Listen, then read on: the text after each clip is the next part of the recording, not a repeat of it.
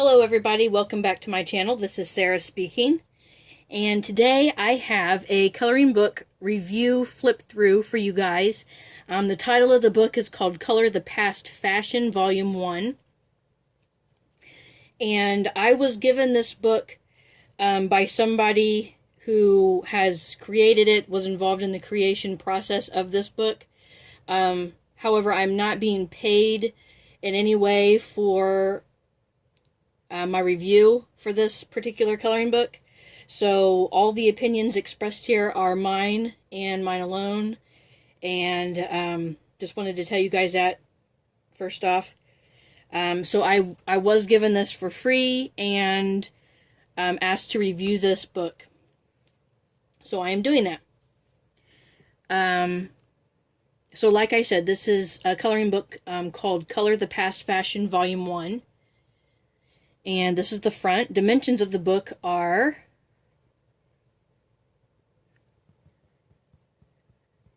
8.5 by 11, standard paper size. This is the back, and it shows a quick view of all of the pictures inside. This is a really neat book, and I was so glad I was contacted about this because I am currently watching a television series show. I know this is going to sound really corny. That is kind of based in the 1920s, early 1920s, late maybe 19 teens. And this fits right in with the fashion of the show. So I thought that was really cool. So I wanted to share that with you guys. So anyway, front, back, the thickness of the book right here. And the spine. And there's a couple things I really like about this book. One, there is a test page in it. Thank you for the test page. I appreciate it so much. That's so important to me, as I know it's probably important to other people out there as well. So thank you for doing that. So you have the title page, and the next thing that I really like is this little kind of pretext right here. And I'm not going to read all of it to you guys, but basically it talks about adding color to black and white photos has been around for a really long time. People have used watercolors, oils, crayons, pastels, and other dyes to apply to a black and white image to kind of create a pop in the image. So that's been around for a very long time, and that's kind of what this book is based on, being able to do that with old photographs. Then it gives you some tips for hand coloring, and it says this book was made with colored pencils in mind. So colored pencils are going to be your best option for this book. And it gives you kind of a little rundown of tips. Make sure your pencils are sharp. Be sure you place a sheet of cardstock between the pages to prevent the bleed through. And kind of how to work with the shadows and the darker and lighter areas of the image, like what colors to add, what not to add in those areas. So I thought that was really cool.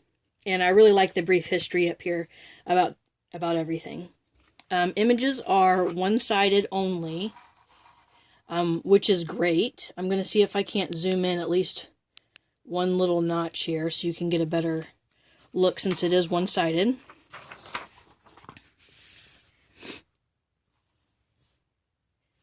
And some of these images are just really pretty. This is not one that I would have picked out myself. So I'm glad that I was contacted about this because it really is a cool book. And if you think of it as adding color to these images and not necessarily coloring the entire image, it becomes a whole new thing for you. And I think this would be really fun to do. Like, I could see this whole feather thing being like really bright blues and different blues in there, and maybe the shawl a different color, you know, and it could really pop, like they say in the beginning there. Then on the back of each page, it has the colorist name plate and the date that you colored it, which is a great feature. I've not seen this before in any coloring book that I have.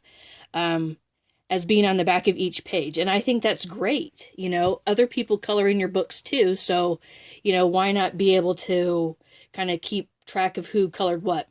And excuse my hands today. I've been working in my garden, so they're a little dirty. I couldn't get all the dirt off. And I didn't really try very hard. So I wanted to get this review out there. So I'm going to go ahead and do the flip through real quick. And like I said, these are really cool images.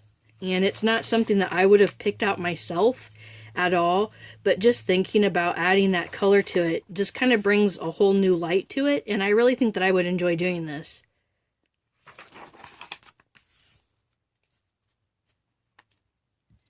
See if I can zoom in one more. There.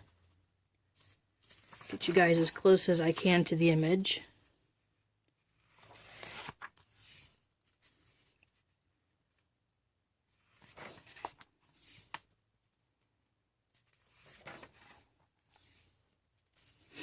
And the paper quality of this book is a probably higher quality printer paper, copy paper kind of stuff.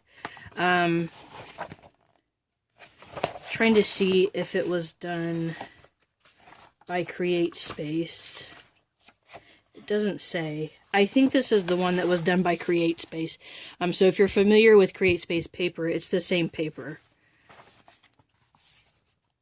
If it wasn't done by Create Space, the paper feels the same anyway. So I apologize to Jim and anyone else involved with this coloring book if that is not appropriate or correct information. It just doesn't say in here.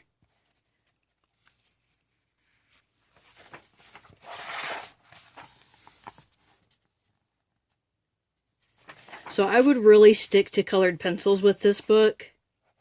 The pages are such that I wouldn't risk ink bleeding or just tearing up your page just because of the page quality. It's not bad paper. I'm not saying that. I'm just saying that it's not really appropriate paper for water-based mediums or even gel pens going on there might be okay, but I wouldn't chance it just because these pictures are really, really pretty.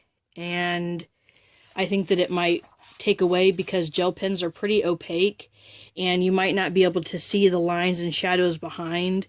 It might just give it a overall one variation of color. And that's not really what this book is for. So I would stick with your colored pencils. I think crayons would be okay as well. Used lightly, you would still be able to see some of the background color.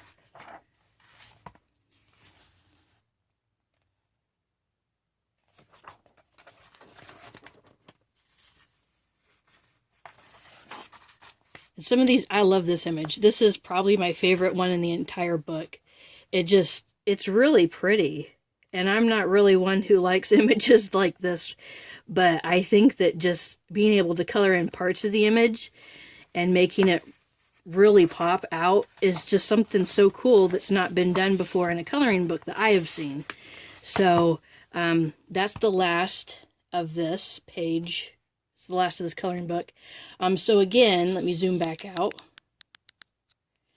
This was Color the Past Fashion Volume 1.